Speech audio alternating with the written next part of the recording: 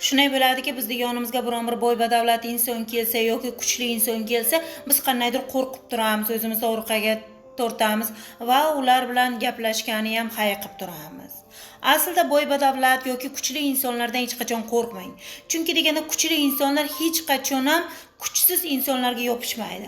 Boy badavlat insonlar esa ularda boyligi o'ziga yetarli.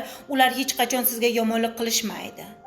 Aslida siz bilasizmi, kuchsiz insonlardan va kambag'al insonlar birdan boyib ketgan insonlardan qo'rqing.